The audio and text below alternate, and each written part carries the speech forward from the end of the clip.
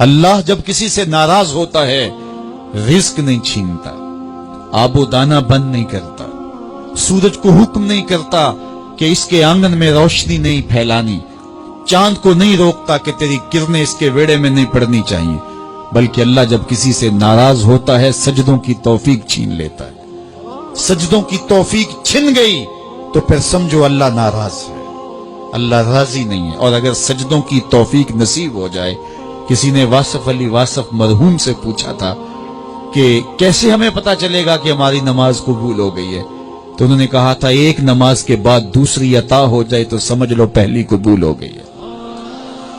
تو نمازوں کا نصیب ہونا یہ اللہ کی رضا اور اللہ کی خوشنودی کی دلیل ہے، اور سجدوں کی توفیق کا چھن جانا یہ اللہ کی ناراضگی کی دلیل ہے۔ میں اور آپ دیکھیں کہ ہم کہاں کھڑے۔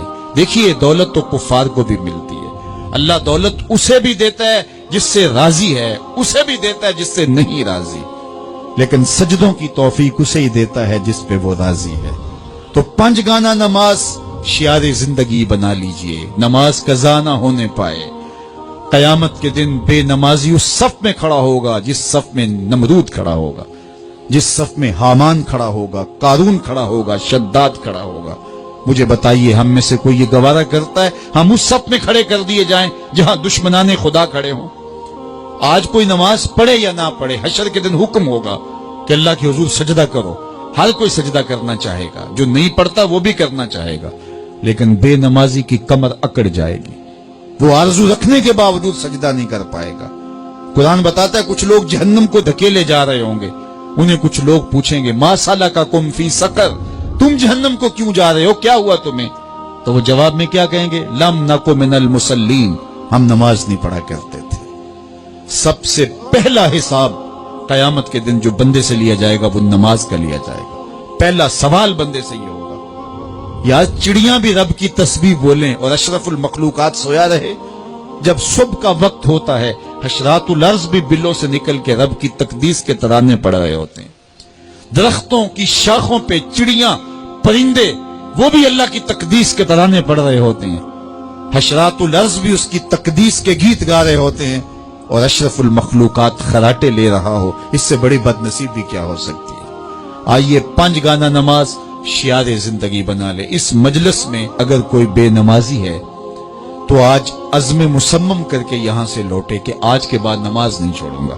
اور اگر آپ 5 گانا نماز کی عادت رکھتے ہیں تو آپ کو مبارک ہو، لیکن یہ عزم کر کے جائیے اپنے گھروں میں، اپنے اعزاء و اقرباء اور اپنے دوستوں میں اس زور سے تلقین اور تاکید کریں گے نماز کی کہ وہ پکے نمازی بن جائیں گے۔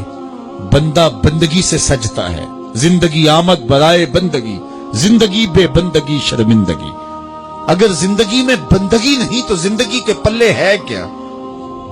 علماء نے لکھا ہے کہ یہ سارے درخت حالت قیام میں ہیں، چوپائے حالت رکوع میں ہیں، مینڈک تشہد میں ہیں، اور حشرات الارض سجدے میں ہیں، اور انسان اشرف المخلوقات ہے۔ اس کی عبادت میں درختوں کا قیام بھی رکھا گیا، اور رکوع بھی رکھے گئے، اور سجدے بھی رکھے گئے، اور قعدے بھی رکھے گئے، اس لیے تاکہ اس کی عبادت تمام مخلوقات کی عبادات کی جامع بن جائے۔ لیکن اس کے باوجود اللہ کے حضور سجدہ ریز ہونا پسند نہ کرے تو بتائیے کیسے رحمتیں اس کے اوپر اتریں گی؟ خوش نصیب تو وہ ہیں جو 5 گانا نماز ادا کرنے کے بعد تہجد بھی قضا نہیں ہونے دیتے، سجدوں سے اللہ کے حضور حاضری پیش کرتے ہیں۔